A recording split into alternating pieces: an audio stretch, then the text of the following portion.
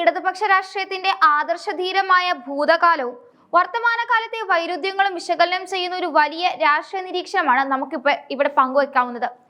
Call മാർക്സും Frederick എൻഗൽസും മുന്നോട്ട് വെച്ച ചൂഷണവിരുദ്ധമായ ശാസ്ത്രീയ സോഷ്യലിസ്റ്റ് ചിന്തകളാണ് ലോകമെമ്പാടുമുള്ള കമ്മ്യൂണിസ്റ്റ് പ്രസ്ഥാനങ്ങളുടെ അടിസ്ഥാനശില. റഷ്യൻ വിപ്ലവത്തിലൂടെ വ്ളാഡിമിർ ലെനിനിൽ ഈ സിദ്ധാന്തങ്ങളെ ഒരു പ്രായോഗിക രാഷ്ട്രീയ ശക്തിയായി മാറ്റി. സാമ്രാജ്യത്വ ശക്തികൾക്കെതിരെ വിട്ടുവീഴ്ചയില്ലാതെ പൊരുതിയ ഫിദൽ കാസ്ട്രോയും ലാറ്റിൻ അമേരിക്കൻ കാടുകളിൽ വിപ്ലവത്തിന്റെ കനലുകൾ വിതറിയ ചെഗ്വേരയും ഇന്നും ആഗോളതലത്തിൽ ഇടതുപക്ഷത്തിന്റെ ആവേശമാണ്. എന്നാൽ ഈ വലിയ വിപ്ലവ പാരമ്പര്യം അവകാശപ്പെടുന്ന കേരളത്തിലെ ഇടതുപക്ഷം ഇന്ന് കേവലം നാലുവരിപ്പാട്ടിന് മുന്നിൽ വിരളിപ്പിടിച്ചു നിൽക്കുന്നത് വലിയൊരു തകർച്ചയുടെ സൂചനയാണ് രാഷ്ട്രീയ നിരീക്ഷകർ കാണുന്നത്.